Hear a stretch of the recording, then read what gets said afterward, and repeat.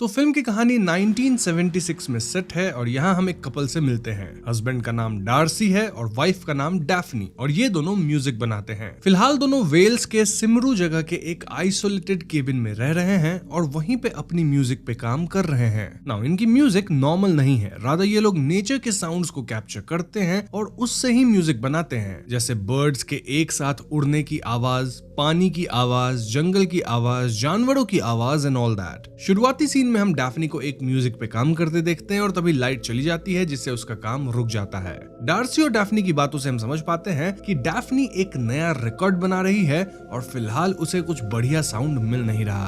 अब उस रात डार्सी को एक नाइट में आता है जहां एक घोस्टली इंसान उसकी तरफ बढ़ रहा है, जबकि रियलिटी में Darcy kind of sleep paralysis में था और अजीब तरह के साउंड्स निकाल रहा था। डैफ्नी यहाँ डार्सी को इस हालत में देखती है और उसकी साउंड्स रिकॉर्ड कर लेती है। डैफ्नी बाद में इन साउंड्स को सुनती है ताकि वो समझ सके कि आखिर क्यों डार्सी को बार बार नाइटमेयर्स आते हैं। अब जब डार्सी को पता लगता है कि डैफ्नी उसके आवाज को रिकॉर्ड कर ली है तो वो फॉर सम रीजन बहुत ज्यादा अपसेट हो जाता है। इससे डैफ्नी भी अपसेट होती है और इनके बीच थोड़ी नाराजगी आ जाती है जो कि टेम्पररी थी। इसके बाद अगेन हम डार्सी को नेचर के साउंड्स रिकॉर्ड करते पाते हैं जब वो एक पर्टिकुलर साउंड से अट्रैक्ट होकर जंगल में चला जाता है। यहाँ वो एक पॉइंट पे पहुंचता है जहाँ मशरूम्स ऐसे पैटर्न में उगे हुए थे कि वो एक सर्कल बना रहे थे। डार्सी इसी सर्कल के बीच में जाता है और साउंड रिकॉर्ड करने लगता है, लेकिन तभी उसे अजीब फील होता है जिससे वो अपना होश खो देता है। जब डार्सी को होश आता है तो वो फौरन अपने इक्विपमेंट्स उठा के यहाँ से निकल लेता है। नाउ घर जाके जब डैफ्नी इस साउंड को सुनती है तो वो एकदम मंत्रमुग्ध थी, मानो वो जिस अमेजिंग साउंड की तलाश में थी ना वो उसे मिल गया हो। वो इस साउंड से इतनी प्रभावित होती है कि यहाँ डैफ्नी और डार्सी इंटीमेट भी होते हैं।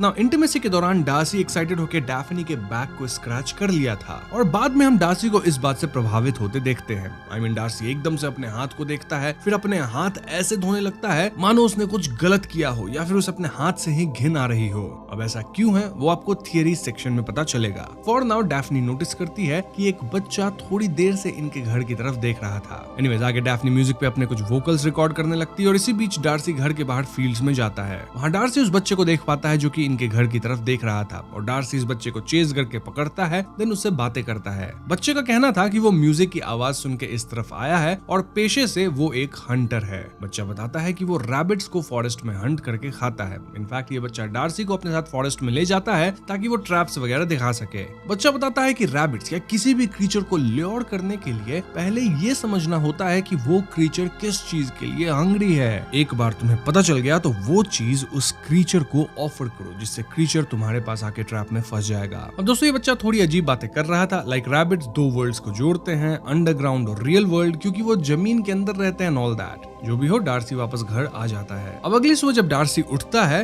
तो ये बच्चा इनके घर पे था और वो डैफ्नी से बातें कर रहा था। वो खुद को इनका नेबर बताता है और डैफ्नी भी बच्चे के साथ अच्छे से पेश आ रही थी। डार्सी बच्चे के घर में आने से थोड़ा अनकंफर्टेबल था, लेकिन डैफ्नी कहती है कि वो यहाँ कभी भी आ सकता है। बच्चे के जाने के बाद नहाते वक्त डैफ्नी यहाँ डार्सी को कन्विंस करती है कि वो बच्चे के साथ अच्छे से पेश आए और उसे साउंड रिकॉर्डिंग वगैरह सिखाए, क्योंकि शायद वो बच्चा सीखना चाहता है। ऐसे में डार्सी वाकई इस बच्चे के साथ थोड़ा टाइम स्पेंड करता है, उसे साउंड रिकॉर्डिंग करना सिखाता है, ऑल दैट। ये लोग अच्छा टाइम स्पेंड करते हैं और कुछ फन साउंड रिकॉर्डिंग भी करते हैं, जैसे मड में वॉक करना, भेड़ की आवाज, इंसेक्ट्स की आवाज एंड ऑल दैट। अब अगले दिन बच्चा फिर से इनके घर आता है और इस बार वो डैफ्नी के लिए एक रैबिट हंट करके लाया था। इसके अलावा बच्चा कुछ गॉड्स ब्लॉसम फ्लावर्स भी लेके आया था जिसका टी बना के डैफ्नी पीती है। बच्चा कहता है कि ये फ्लावर ट्लाइविथ टेग को दूर रखता है और क्योंकि इनके घर के बाहर ये फ्लावर बहुत ज्यादा है तो दे आर सेफ। बच्चा ये भी कहता है कि जरूर घर के प्रीवियस ओनर को ट्लाइविथ टेग से इश्यूज होंगे, इसलिए वो इतने गॉड्स ब्लॉसम्स प्लांट किया है। एंड सिंस ये बहुत ज्यादा है तो बच्चा इनकी मदद कर सकता है थोड़े फ्लावर्स को बर्न करने में। ये सुन के डार्सी और डैफ्नी थोड़े कंफ्यूज थे क्योंकि उन्हें ये तक पता नहीं था कि ट्लाइविथ टेग होता क्या है। और इससे बच्चा कहता है कि वो ओल्ड वंस है और अब इस दुनिया में कुछ ही बचे हैं। Of course Darcy and Daphne को इस ट्लाइविथ टेग की बातें सुपरस्टिशन लगती हैं और वो लोग इस बात को टाल देते हैं। स्टिल बच्चा इन्हें अपने साथ जंगल दिखाने ले जाता है और यहाँ वॉइस ओवर में वो कह रहा होता है कि इस दुनिया और दूसरी दुनिया के बीच एक वेल यानी पर्दा जैसा कुछ है जिसे क्रॉस किया जा सकता है। वो ये भी कहता है कि अगर आप फेरीज को आने देंगे तो वो आपको ऐसे प्लेसेस की तरफ गाइड करेंगे जिससे आप डरते हो।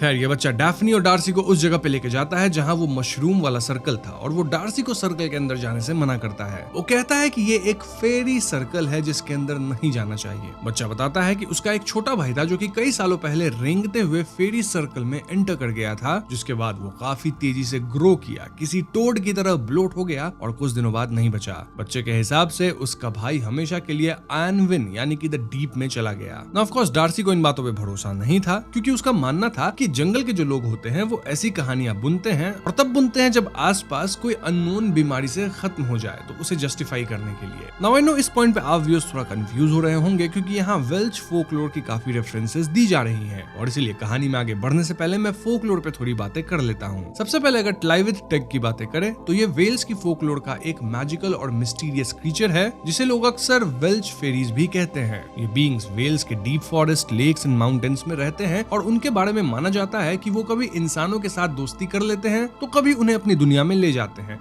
जहाँ समय रुक जाता है। उनका अपीयरेंस ह्यूमन जैसा होता है, लेकिन वो ज्यादा ब्यूटीफुल और इंचैंटिंग होते हैं। कुछ कहानियों में कहा गया है कि टाइलविथ टेग रात के टाइम डांस करते हैं मूनलाइट में, और अगर कोई इंसान उनका डांस ज्वाइन करे तो वो कभी वापस अपनी दुनिया में नहीं लौटता। ये फेरीज इंसानों को रिवॉर्ड भी करती हैं अगर वो उनके साथ काइंडनेस से पेश आए, लेकिन उन्हें चीट करने पे वो शाप भी दे सकती हैं। Now we talk about Annwn and fairy circle. Annwn Wales की माइथोलॉजी का एक हिडन और मिस्टिकल रिल्म है, एक ऐसी जगह जिसे अदर वर्ल्ड कहते हैं। ये दुनिया इंसानों की दुनिया से बिल्कुल अलग है। यहाँ न दुख है, न बीमारी, न मौत। कुछ लोग इसे पैराडाइज कहते हैं, जबकि कुछ कहते हैं कि ये एक डेंजरस जगह है जहाँ पावरफुल स्पिरिट्स एंड रूलर्स जैसे कि एरेविन राज करते हैं। एनविन में समय अलग तरह से चलता है। अगर कोई वहाँ कुछ दिन गुजारता है तो वापस आके देखता है कि इंसानों की दुनिया में साल बीत चुके हैं। लेजेंड्स के हिसाब से एनविन के दरवाजे कभी कभी ओपन होते हैं वेल्स के हिल्स, लेक्स और केव्स के थ्रू, लेकिन उन्हें क्रॉस करना लाइफ चेंजिंग होता है, क्योंकि बाहर निकलना ऑलमोस्ट इम्पॉसिबल है। दूसरी तरफ फेरी सर्कल एक और मिस्टिकल एलिमेंट है सेल्टिक और वेल्श फोकलोर का।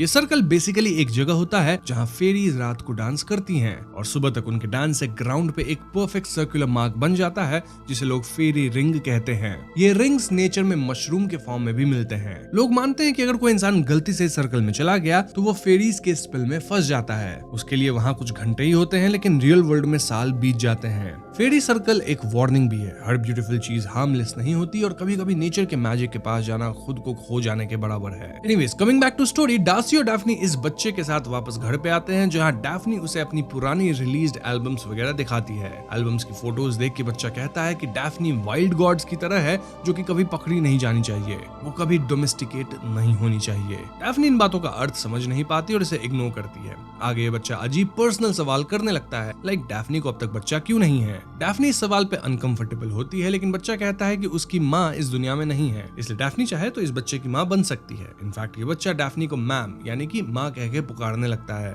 इसके बाद ये बच्चा अपनी माँ की एक ललाबाई गा के सुनाता है, जो कि उसकी माँ उसके लिए गाया करती थी, और डैफ्नी इस साउंड को रिकॉर्ड कर लेती है। डार्सी के हिसाब से ये ललाबाई किसी स्पेल की तरह साउंड कर रही थी। अब रात को डार्सी उस रैबिट के स्किन को हटाने की कोशिश करता है जो कि बच्चा इनके लिए यहाँ लेके आया था, लेकिन डार्सी ऐसा कर नहीं पाता। दिन सोने के बाद डार्सी को अगेन एक नाइट में आता है, जहाँ वो फिर से उस अजीब घोंसली आदमी को देखता है जो कि कुछ तो अजीब खा रहा था। यहाँ में एक सीन भी दिखाया जाता है जहाँ वो बच्चा डैफ्नी को एक नुकीली कांटों वाली हेडफोन देता है, जिसे पहनने के बाद डैफ्नी के कान से खून निकल जाते हैं। ऑफ कोर्स ये सब नाइट में ऐसे थे। अब अगली सुबह बच्चा वापस इनके घर आता है and Darcy was not happy, क्योंकि ये कोई समय नहीं था किसी के घर पे आने का। इस बात को सुन के बच्चा भड़क जाता है, सेइंग कि डैफ्नी बोली थी कि वो यहाँ कभी भी आ सकता है। बच्चा इस बात पे और भड़कता है कि डार्सी रैबिट को बस थोड़ा स्किन करके सरने के लिए छोड़ दिया। बच्चे का कहना था कि वो उस रैबिट को पकड़ा था, मारा था, लेकिन डार्सी इसका इस्तेमाल नहीं किया, उसे बर्बाद कर दिया। डार्सी बच्चे को यहाँ से जाने को कहता है, लेकिन ये बच्चा जोर जोर से डैफ्नी डैफ्नी चिल्लाने लगता है। ऐसे में डैफ्नी आती है और वो बच्चे को गले लगाती है। बच्चा कहने लगता है कि प्लीज मुझे वापस मत भेजो, इवन इफ मैं इस जगह को बिलोंग नहीं करता। डैफ्नी उसे काम डाउन करती है और उसके साथ जंगल में जाती है। यहाँ बच्चा पहले रैबिट की काइंड ऑफ छोटी फ्यूनरल करता है, फिर डैफ्नी को जंगल में साउंड सुनाने ले जाता है। डैफ्नी इस बच्चे के पीछे पीछे एक केव जैसी जगह में एंटर करती है और इन दोनों के पीछे डार्सी भी चुपके से आ गया था। अब बच्चा तो डैफ्नी को केव के उस पार लेके चला जाता है, लेकिन डार्सी केव में भटक जाता है। डार्सी बार बार डैफ्नी को आवाज लगाता है और उसकी आवाज केव में गूंज रही थी। डैफ्नी को भी कुछ तो गूंजती आवाज आती है, लेकिन बच्चा उसे केव के उस पार लेके एक अजीब सी जगह पे लाता है जहाँ ट्रीज ऐसे थे मानो जाइंट क्रीचर्स बैठे हों। वो कहता है कि ये विंडोज ऑफ द वुड्स है और वो इन्हें डैफ्नी के लिए गाने को कह सकता है, अगर डैफ्नी प्लीज बोले तो। डैफ्नी प्लीज कहती है और ये बच्चा कुछ तो स्पेल बोलता है, जिससे यहाँ तेज हवा चलने लगती है, which was producing a weird sound. Daphne तुरंत इस साउंड को रिकॉर्ड करने लगती है। वहीं डार्सी केव के अंदर साउंड वाइब्रेशंस फील कर पाता है। डार्सी को ऐसा लगता है मानो बच्चा कह रहा है कि डार्सी के अंदर कुछ तो रॉटन है जो कि अब डैफ्नी पे भी फैलने लगा है। अगर डार्सी को ये सरन रोकना है तो उसे गिरना पड़ेगा। ऐसे में डार्सी अपने सामने एक स्टोन के पास जाता है जिसमें पानी कलेक्टेड था और डार्सी अपना सर पानी में डाल लेता है। यहाँ डार्सी को फिर से नाइट में आता है जहाँ वो अगेन उसी घोस्टली आदमी को देखता है जो कि फिर से कुछ तो खा रहा था। डार्सी इस बार आदमी को डैड कह के संबोधित करता है और ये आदमी डार्सी के मुंह में कुछ तो खिलाने लगता है। तभी डार्सी को होश आता है और वो अपना सर पानी से निकालता है। दूसरी तरफ डैफ्नी अपने होश खो दी थी और जब उसे होश आता है तो वो बच्चे को छोड़ के घर की तरफ भागती है। बच्चा बार बार कहता है कि मुझे छोड़ के मत जाओ और डैफ्नी भी ज्यादा दूर जा नहीं पाती एज वो जंगल में भटक गई थी। ऐसे में डैफ्नी हार के बच्चे से कहती है कि वो उसे घर तक लेके जाए। बच्चा अगेन डैफ्नी से प्लीज बुलवाता है और यहाँ वो डैफ्नी को बार बार मैम कह रहा था, मतलब माँ। जो भी हो डैफ्नी बच्चे के साथ घर आ जाती है। वहीं डार्सी उस जगह पे पहुंच जाता है जहाँ पहले डैफ्नी थी। डार्सी को यहाँ रिकॉर्डिंग के टेप्स मिलते हैं। देन डैफ्नी के रिकॉर्ड का कवर मिलता है जिससे डार्सी हड़बड़ा जाता है। हड़बड़ा के डार्सी एक ट्रैप में फंस जाता है जिससे उसके पैर पे चोट आती है। वहीं घर पे बच्चा आराम से नहा रहा था लेकिन डैफ्नी वाज वरीड कि उसका पति डार्सी कहाँ है। डैफ्नी बच्चे को घर से जाने को कहती है लेकिन वो कह रहा था कि उसे दूध पीना है, ही इज हंग्री। इतना काफी नहीं था तो ये बच्चा बेड पे जाके सो जाता है और रात को डैफ्नी से गुड नाइट किस भी देने को कहता है। डैफ्नी ऐसा ही करती है क्योंकि वो बहुत ज्यादा डरी हुई थी। अब देर रात फाइनली डार्सी घर वापस आता है और उसे देखकर डैफ्नी काफी रोती है। डैफ्नी डार्सी को बताती है कि कैसे बच्चा घर से जा ही नहीं रहा। गुस्से में डार्सी और डैफ्नी जबरदस्ती इस बच्चे को बेड पे से घसीट कर घर से बाहर फेंक देते हैं। बच्चा यहाँ कह रहा होता है कि ये मेरा घर हो सकता है, हम सभी यहाँ रह सकते हैं, ऑल दैट। डार्सी कहता है कि हम तुम्हें नहीं जानते, इनफैक्ट हमें तुम्हारा नाम तक नहीं पता। इस पे बच्चा कहने लगता है कि तुम ही मुझे कुछ भी नाम दे दो एंड देन चिल्लाते हुए थक हार के यहाँ से चला जाता है। बच्चे के जाने के बाद डैफ्नी यहाँ डार्सी के पैर की मरहम पट्टी करती है और डार्सी डैफ्नी से कहता है कि वो एक बात हमेशा अपने अंदर रखा है जो कि वो आज तक किसी को नहीं बताया है। डार्सी के हिसाब से वो बात बोलने से शायद चीजें रियल हो जाए और ऐसे भी डार्सी को हमेशा मन करता है कि वो अर्थ में मेल्ट हो जाए यानी खत्म हो जाए। अब इससे पहले डार्सी इस बात के बारे में कुछ और बताता, ये लोग घर के बाहर आग नोटिस करते हैं। जी हाँ दोस्तों, बच्चा इनके घर के बाहर वाले गोर्स ब्लॉसम को जला दिया था जो कि उसके हिसाब से ट्लाइविथ टेक को दूर रखते हैं। इस आग के इफेक्ट से हमें पूरा घर जलते हुए नहीं रादर मेल्ट होते हुए दिखाया जाता है। अब अगले सीन में ये बच्चा वापस घर में आता है और अब ये घर बिल्कुल डिफरेंट था। आई मीन यहाँ हर जगह पेड़ पौधे उगे हुए थे, मशरूम्स उगे हुए थे, स्नेल्स थे और ऐसा लग रहा था मानो घर के अंदर ही जंगल हो। बच्चा डार्सी और डैफ्नी के बेडरूम में जाता है जहाँ दोनों बड़े प्यार से उसे अपने साथ बेड पे सुलाते हैं। ये दोनों ऐसे एक्ट करते हैं मानो ये बच्चा एक्चुअली में उनका अपना बच्चा हो। इस पॉइंट पे हमें फिल्म का एक पुराना सीन दिखाया जाता है, वो सीन जब ये बच्चा डार्सी को रैबिट हंटिंग के बारे में बता रहा था। तब बच्चा बोला था कि रैबिट पकड़ने के लिए पहले ये समझना होता है कि रैबिट को आखिर क्या चाहिए, उसी चाहत को बेट बनाना होता है। खैर प्रेजेंट में ये तीनों इस जंगल वाले घर में क्वालिटी टाइम स्पेंड कर रहे होते हैं। ये लोग रैबिट से खेल रहे होते हैं, स्लाइम जैसे वाटर से बच्चे को नहला रहे थे, फिर लोग बच्चे के साथ खेल रहे थे, in general quality time spend कर रहे थे। इसके बाद डार्सी बच्चे को एक कहानी सुनाता है टू हेल्प हिम स्लीप। कहानी एक खरगोश की थी जिसे अंधेरे से डर लगता था, लेकिन खरगोश तो अंडरग्राउंड रहता है ना,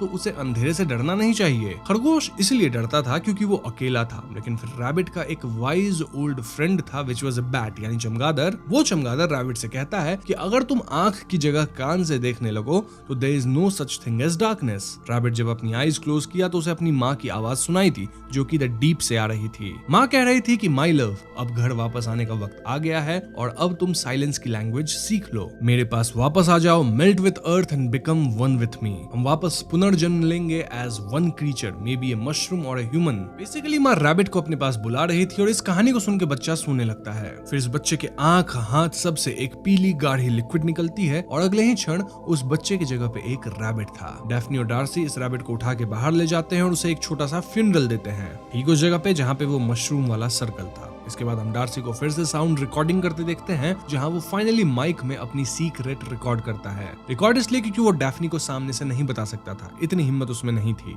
ना। हम व्यूअर्स को ये सीक्रेट नहीं बताई जाती। हालांकि फिल्म के लास्ट सीन में डैफ्नी म्यूजिकल डिवाइस में डार्सी का सीक्रेट सुनती है और उसे कंफर्ट करती है। यहीं पे रैबिट ट्रैप फिल्म खत्म हो जाती है। तो दोस्तों ये थी रैबिट ट्रैप फिल्म की कहानी और अब तक आप पूरी तरह से कंफ्यूज हो चुके होंगे, बट डोंट वरी क्योंकि अब मैं आपको फिल्म की डीपर मीनिंग्स बताऊंगा, देन हम डार्सी का सीक्रेट भी जानेंगे। सो रैबिट ट्रैप एक ऐसी फिल्म है जो कॉन्शियसली एम्बिग्युइटी छोड़ती है, यानी कि डायरेक्टर जानबूझ के रियलिटी, फोकलोर और ह्यूमन साइकी की बाउंड्रीज को धुंधला करते हैं। इस फिल्म में ड्रीम लॉजिक और मिथिक इमेजरी इतने नेचुरल तरीके से घुल जाते हैं कि व्यूअर्स को लगता है कि क्या ये सब रियल सुपरनैचुरल हो रहा है या सिर्फ डार्सी के अंदर का साइकोसिस है। इसी एम्बिग्युइटी को समझने के लिए हम मल्टीपल लेयर्स पे थियरीज रखेंगे। पहला लेयर होगा साइकोलॉजिकल, देन दूसरा लेयर होगा प्योर सुपरनैचुरल, तीसरा लेयर होगा हाइब्रिड, फिर हम सिंबॉलिक चीजों पे भी ध्यान देंगे और फिर बच्चे को एज एन एंटिटी भी देखेंगे। तो सबसे पहले अगर साइकोलॉजिकल लेवल पे बात की जाए, यानी कि अगर हम चाइल्डहुड ट्रॉमा की बात करें, तो डार्सी का हॉन्टिंग एक साइकोलॉजिकल रूट से आता है। मतलब बचपन में हुआ अब्यूज, स्पेशली उसके पिता जो उसके साथ गलत करते थे,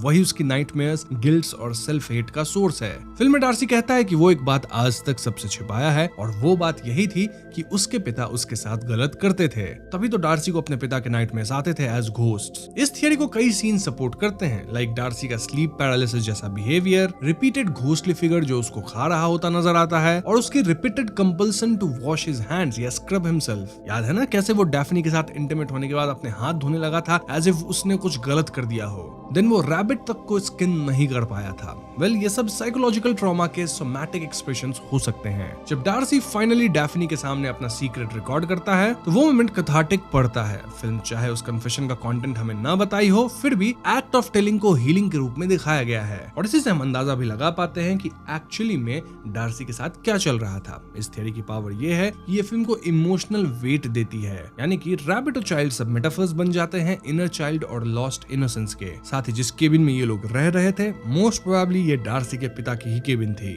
अब दोस्तों, फिल्म सिर्फ एक साइकोलॉजिकल स्टोरी नहीं है, बल्कि ये वेल्स के लोकल फोकलोर में भी गहरी तरह से घुसती है। जैसा कि हमने पहले देखा था, डार्सी एक दिन जंगल में रिकॉर्डिंग करते हुए एक फेरी सर्कल में चला जाता है, मतलब मशरूम्स का वो राउंड शेप जिसे लोग फेरीज के डांस करने की जगह मानते हैं, और वहीं से सब कुछ शुरू होता है। बहुत पॉसिबल है कि इस मोमेंट में डार्सी ने एक टाइल विथ टेक जैसे एंटिटी को जगा दिया हो। ये वही वेल्श फेरीज हैं जो इंसानों की दुनिया और एनविन यानी अदर वर्ल्ड के बीच रहती हैं। फिल्म में साउंड रिकॉर्डिंग सिर्फ म्यूजिक बनाने के लिए नहीं, बल्कि एक रिचुअल जैसा लगता है, जैसे हर साउंड उनके और अदर वर्ल्ड के बीच का पर्दा थोड़ा और पतला कर रहा हो। घर के आसपास लगे हुए गोर्स ब्लॉसम्स, मतलब वो जो येलो फ्लावर्स थे, वो भी फोकलोर में प्रोटेक्शन के लिए होते हैं, और जब बच्चा उन्हें जलाता है तो ये एक सिग्नल है कि अब वो प्रोटेक्शन खत्म हो गई है। इसके बाद से घर और नेचर एक हो जाते हैं, जैसे जंगल खुद घर को अब्सॉर्ब कर रहा हो। अब सोचो, वो छोटा बच्चा जो उनके घर आता है, वो शायद इंसान नहीं बल्कि इसी फेरी एंटिटी का रूप है। जब वो डैफ्नी को मम कह के बुलाता है या ललाबाई गाता है जो एक स्पेल जैसी लगती है, तो लगता है जैसे कि वो अपनी दुनिया में खींच रहा हो।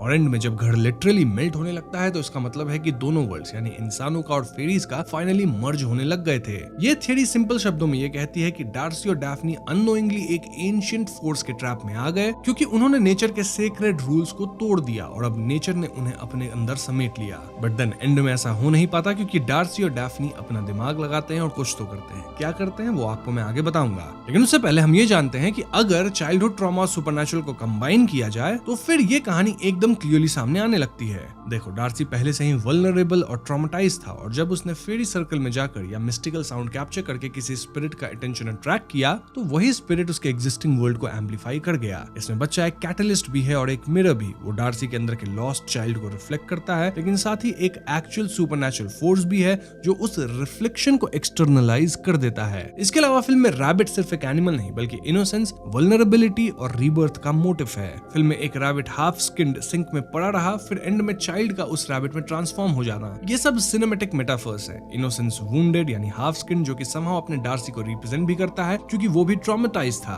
देन आता है केयर गिविंग अटेम्प्ट, यानी कि कपल उस चाइल्ड या रैबिट को कैरी करते हैं, और final burial, funeral in the circle as rebirth, letting go. ये इंटरप्रिटेशन इमोशनल एंड पोएटिक है। डार्सी का फियर ऑफ फादरहुड, क्योंकि वो किड नहीं चाहता था, वो उसके ट्रॉमा से जुड़ा है। तभी तो डार्सी और डैफ्नी का कोई बच्चा भी नहीं था, और रैबिट इमेजरी इसे क्लियरली क्लैरिफाई करती है। बेसिकली डार्सी डर रहा था कि अगर वो बच्चा पैदा करेगा तो वो उसका मॉन्स्टर बन जाएगा, जैसे उसके पिता ने उसे बनाया था। लेकिन दोस्तों, फिल्म का जो फ्यूनरल सीन है वो एक तरह से हीलिंग मोमेंट है। जब डार्सी और डैफ्नी उस रैबिट को दफनाते हैं तो वो सिर्फ एक जानवर का फ्यूनरल नहीं है, बल्कि वो अपनी खोई हुई इनोसेंस इनोसेंस, अपने अंदर की मासूमियत को दफनाते हैं। एक तरह से हम कह सकते हैं कि वो एक्सेप्ट कर लेते हैं कि उन्हें अपने पास्ट का एक हिस्सा द डीप में छोड़ देना होगा, तभी वो आगे बढ़ पाएंगे। ये सीन एक रीबर्थ भी दिखाता है, जैसे वो पुराने दर्द को जमीन के हवाले करके नई जिंदगी शुरू कर रहे हों। फिल्म का ये सिंबॉलिक मोमेंट उसके स्लो और इमोशनल टोन के साथ बहुत अच्छा फिट बैठता है। वैसे एक और थियरी ये कहती है कि डैफ्नी ऑलरेडी प्रेग्नेंट है, क्योंकि बच्चा कहा था कि डार्सी की रॉटन थिंग अब डैफ्नी में भी आ रही है। यानी डार्सी अगर अपने पास से आगे नहीं बढ़ेगा तो वो अपने आने वाले बच्चे को ढंग से पाल नहीं पाएगा। लेकिन एंडिंग में डार्सी कहीं ना कहीं मूव ऑन कर जाता है from his past and we can expect कि अब ये लोग बच्चा भी पालेंगे, मतलब बच्चा करेंगे। एंड इन केस अगर डैफ्नी ऑलरेडी प्रेग्नेंट है तो हाँ, जो आने वाला बच्चा है उसके लिए ये तैयार है। अब दोस्तों, अगर हम फिल्म में दिखाए गए बच्चे को ध्यान से देखें तो वो सिर्फ कोई इनोसेंट रिफ्लेक्शन नहीं है, वो एक एक्टिव फोर्स था, एक ऐसा क्रीचर जो डार्सी और डैफ्नी को टेस्ट कर रहा था। कभी वो स्वीट बन के डैफ्नी को मैम कह के बुलाता है, कभी वार्निंग देता है कि फेरी सर्कल के अंदर मत जाना, और कभी मैनिपुलेट करता है, जैसे गॉर्स ब्लॉसम को जलाकर प्रोटेक्शन तोड़ देना। ये सब एक्शंस एक ट्रिकस्टर स्पिरिट जैसे लगते हैं, क्योंकि सेल्टिक और वेल्श फोकलोर में फेरीज अक्सर इंसानों को टेस्ट करती हैं, देखना चाहती हैं कि इंसान कैसे रिएक्ट करेगा, दया से या लालच से। फिल्म में डार्सी और डैफ्नी का भी सबसे बड़ा टेस्ट यही था कि क्या वो बच्चे को प्यार देके उसे अपनी दुनिया में समेट लेंगे या फिर उसे रिजेक्ट कर देंगे। अंत में डार्सी और डैफ्नी ने उस बच्चे को प्यार दिया, जैसे एक माँ बाप देते हैं, लेकिन उन्होंने ये सब एक ट्रैप के रूप में किया। देखो, फिल्म का टाइटल क्या है? Rabbit trap. और फिल्म में बच्चा एक बार बताया भी था कि रैबिट को फंसाने के लिए आपको उसे वो देना होगा जो उसे चाहिए, और यहाँ बच्चे को क्या चाहिए था? उसे सिर्फ इमोशनल वार्मथ चाहिए था, और जब वो उसे मिला तो वो उस ट्रैप में फंस गया। ठीक वैसे जैसे खरगोश अपने फेवरेट फूड के लालच में फंस जाता है। यही मोमेंट टर्निंग पॉइंट था, क्योंकि फोकलोर के हिसाब से फेरीज या स्पिरिट्स तभी फ्री होती हैं जब उन्हें उनके डिजायर्ड इमोशन मिल जाए, चाहे वो प्यार हो, अटेंशन हो या एक्सेप्टेंस। डार्सी और डैफ्नी बड़े चालाकी से बच्चे को कहते हैं कि हम फिर से जन्म लेंगे, एक होंगे, फिर से मिलेंगे, और ऐसे में वो बच्चा या फिर जो भी वो एंटिटी था वो चला जाता है। इसलिए एंड में जब बच्चा रैबिट बन जाता है और वापस द डीप में चला जाता है तो उसका मतलब है कि उसका काम खत्म हो गया। डार्सी और डैफ्नी ने उसे वो दे दिया जो उसे चाहिए था, और उस प्यार के थ्रू उन्होंने उस एंटिटी को रिलीज कर दिया। रैबिट में ट्रांसफॉर्म होना भी सिंबॉलिक है, जैसे वो अब एक नई फॉर्म में जन्म ले रहा है जहां वो फाइनली फ्री है। ये थियरी फिल्म के टाइटल और फोकलोर दोनों से लिंक्ड है। रैबिट ट्रैप सिर्फ खरगोश पकड़ने का ट्रैप नहीं, बल्कि इंसान और स्पिरिट के बीच इमोशनल ट्रैप भी है, जहां प्यार और वल्नरेबिलिटी दोनों एक वेपन बन जाते हैं।